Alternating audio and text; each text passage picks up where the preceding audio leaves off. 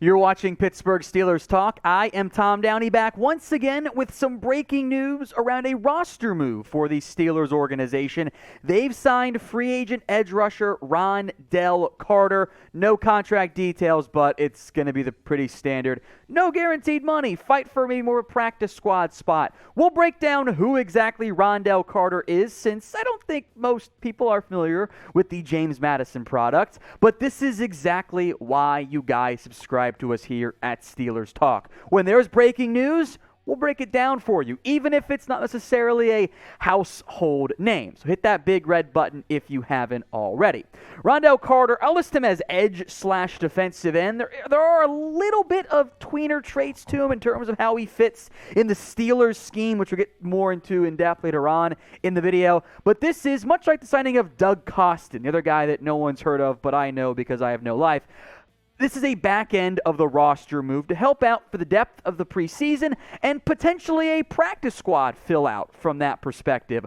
I would not anticipate Carter making the 53-man roster, but he has made 53-man units in the past. He's bounced around the NFL, but has been on the active roster for the Cowboys and Cardinals, for example. Now, Rondell Carter didn't play at all in an actual game that matters last year. No stats from that perspective. But he's bounced around overall his NFL career. He was originally an undrafted free agent out of James Madison in 2020. The Cowboys signed him, and there was some hype around Rondell Carter that year about, could this guy be a nice key piece for you on the roster? At one point, the Cowboys promoted him to the active roster because there were other teams trying to poach him from the practice squad. The Colts then ended up with him, as I will make note, Matt Eberflus, now the Chicago Bears head coach, had some connection to the Cowboys organization. They brought him in to the active roster. He did not play, however, in a game that season.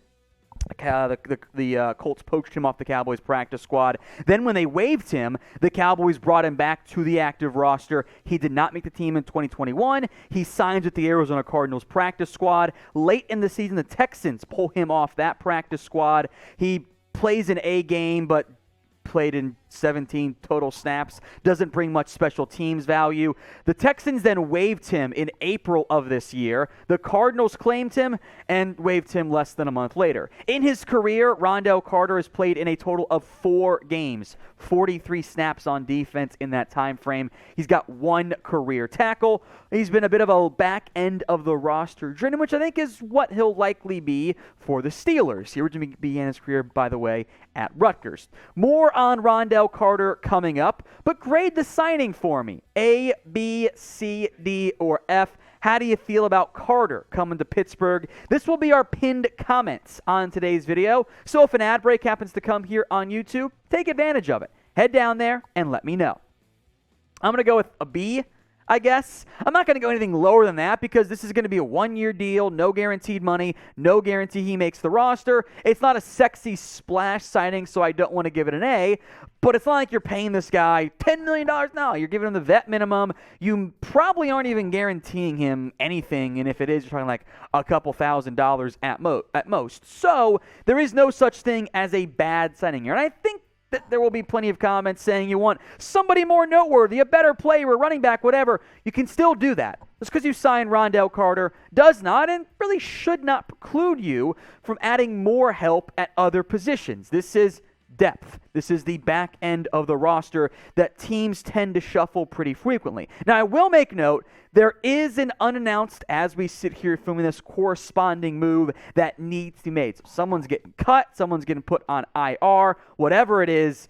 To make room for Rondell Carter, somebody's got to go in the Pittsburgh Steelers organization.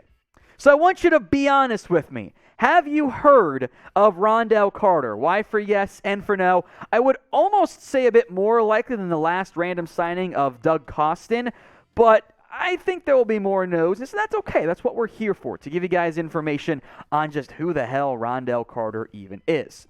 Let's look at his college time. Originally began his career at Rutgers, like I think I mentioned a minute ago. Then moved to James Madison. And although he went undrafted in the 2020 NFL Draft, the Cowboys gave him a pretty significant signing bonus because there was a bidding war. The 49ers were also heavily involved in the potential signing of Rondell Carter. Dallas beat them out.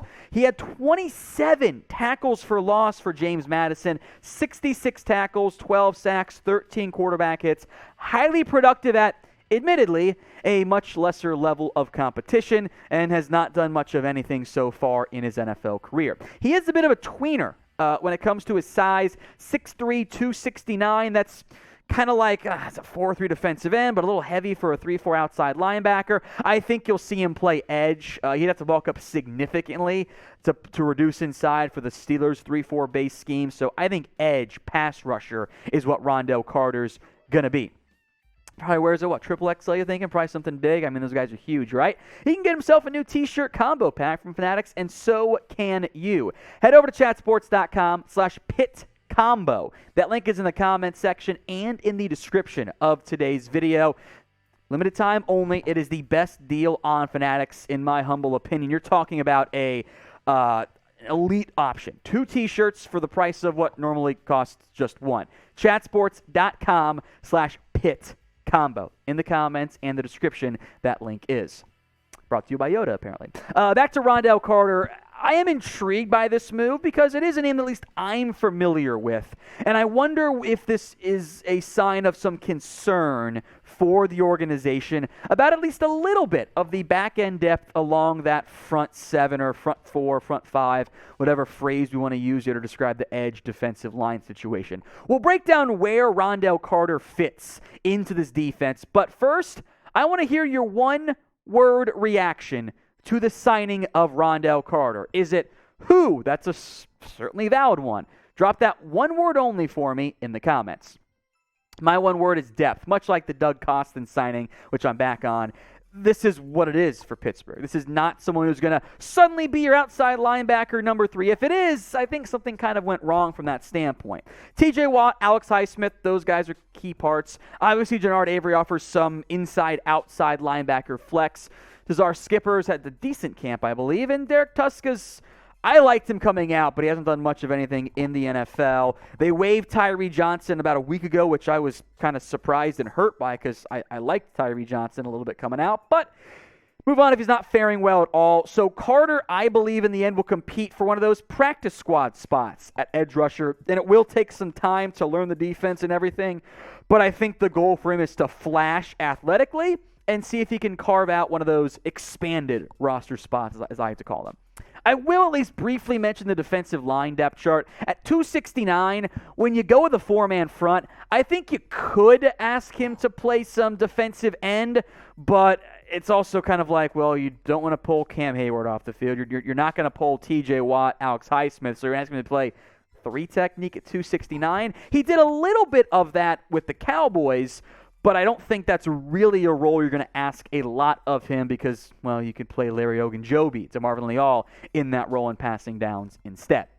Now, if you're a real one, that means you made it to the end of today's video. We appreciate everyone who watched our entire video on the signing of Rondell Carter. Hopefully you know a little bit more about him since he's not a household name at all. If you made it to the end of today's video, we appreciate it. We'll show you some love in the comments if you type in, "Here we go."